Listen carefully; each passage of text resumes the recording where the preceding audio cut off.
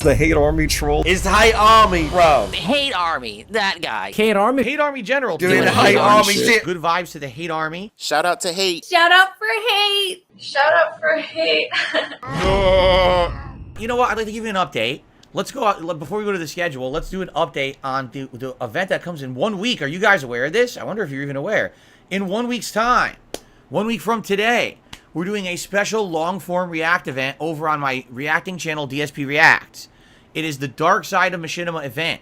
During this event, I'm going to be reacting to the June the King YouTube documentary about Machinima, the MCN and company, that at one point was at the highest levels of prominence on YouTube, and literally through bad management and awful financial decisions ruined themselves, and they're now out of business. This is a company that I was partnered with for over 6 years on YouTube, and I was one of the big holdouts when everyone else was jumping ship and saying, you know, Machinima is a sinking ship. I stayed with them till almost the end.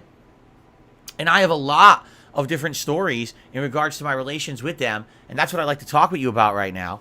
I have finished going through all my Machinima emails. I went through hundreds of them, okay? Basically, the last 2 nights, I spent like 2 hours a night sifting through them before I went to sleep. Screen capturing and everything.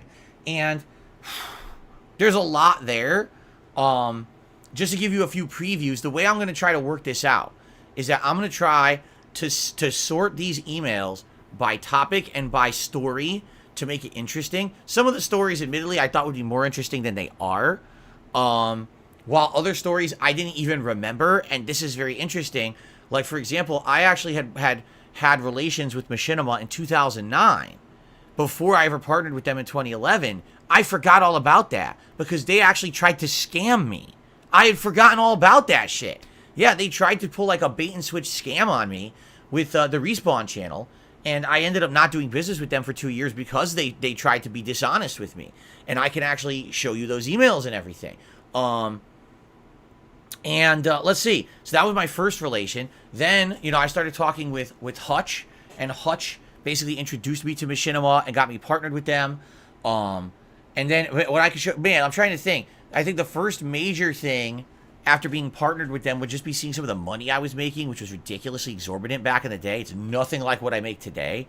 I mean, it was wild and nuts how much money was to be made just on ad revenue on YouTube. This was before crowdfunding or anything. It was wild, okay?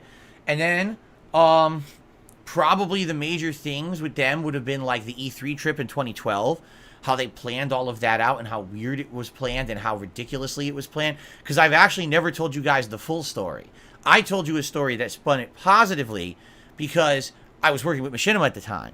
I couldn't actually tell you the truth about what a shit show that entire trip was, how they ran it insanely poorly. It was chaotic, it was disorganized, it was a mess, it was a bunch of kids getting drunk and being stupid. It was really dumb. So basically, I'm going to tell you the real story about that now, but I have some emails and things to kind of corroborate what I said back in the day. And I can show you that stuff now. And now I'm trying to think, like, what's the next thing? Because there's, like, different things that happened over the years. I guess the next major thing would have been the contract renegotiation, where they renegotiated for way less money, and a bunch of YouTubers jumped ship after that because no one was expecting them to just start paying you less money when you didn't do anything wrong, but they did.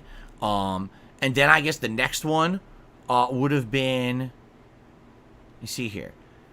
The Content ID debacle, where in late 2013, Content ID hit YouTube for the first time, and everyone was getting all their videos claimed and couldn't make any money on them. And so you had to basically become a managed partner in order to avoid that. And I did. Luckily, I became a managed partner with them. And then I think, that's when Machinima got weird. Because, like, in the year of 2014 and 2015, all of a sudden they started being buddy-buddy, and they started constantly trying to meet with you and get into, like, promotional opportunities, but also send you free games and stuff. And it was weird because I've been partnered with them since 2011, and it wasn't until, like, 2014, 2015 that they started actually acting like a partner company. And I was like, it's weird. Because they didn't really do anything for me before that besides E3. And I was like, now all of a sudden they're, like, all over me with stuff. Then, of course, we got the saga of This Is How You Don't Play, and how Machinima interjected themselves into that discussion. I never wanted them to be involved. They got themselves involved. They were the ones who said, we want to take down This Is How You Don't Play videos. We want to claim those videos to make ad revenue for us. I didn't care. but they were the ones who were actively doing that, and I actually have emails showing how they're talking about doing it and what their strategy was and everything. And I was like, I mean, I'll just go with the flow. You guys are the company who's my partner network. You're the legal experts on this, not me. I have nothing to do with it.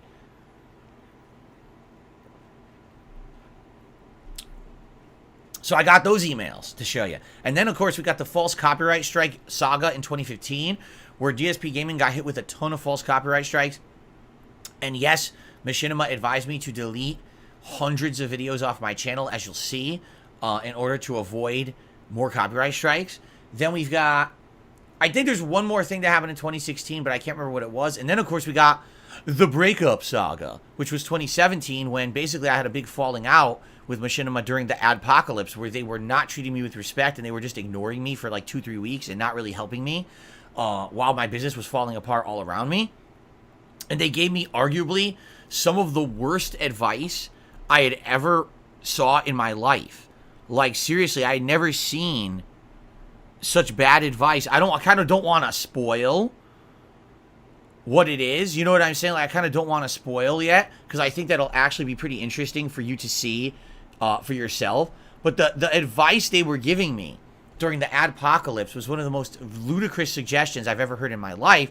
But I can't wait to show you, because I saved everything.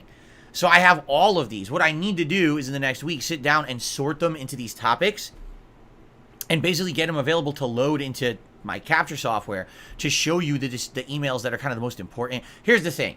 I'm not kidding you. I have hundreds of emails. All right? I mean, just yesterday, I sent myself 4 emails, and each one had about 10 to 20 emails in it. And now I worked on it again last night, and I probably got another. Let's see here.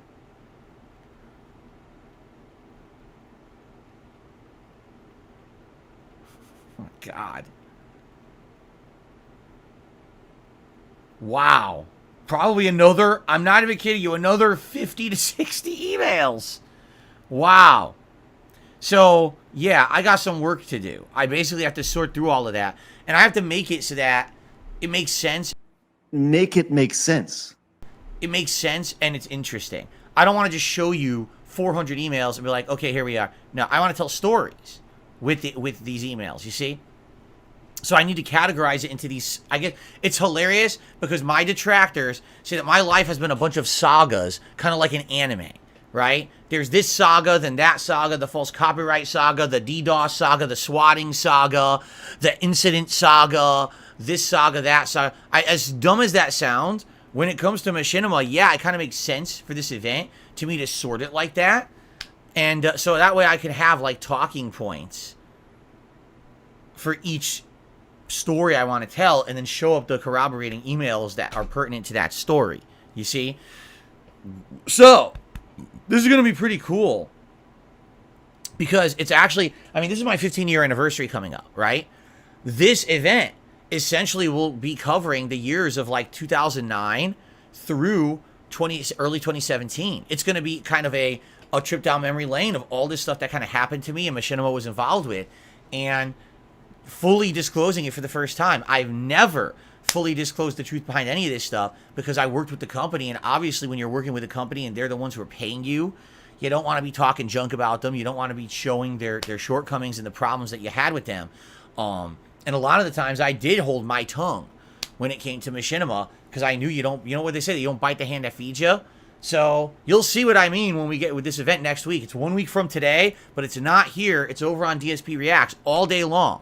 So first we're going to be reacting to the June the King documentary about this, but then I'm going to be doing this entire saga myself, all right, where basically I go through my whole history with this company and show you the ups and downs that I had with them, all right? Should be pretty fun. It's something unique and different and interesting for React content. I hope that you will join me. Plus, by the way, there'll be food and other fun stuff going on that day, too. It's not just that. There'll be other stuff. We'll be talking and chilling and everything. You know what I mean? So there you go.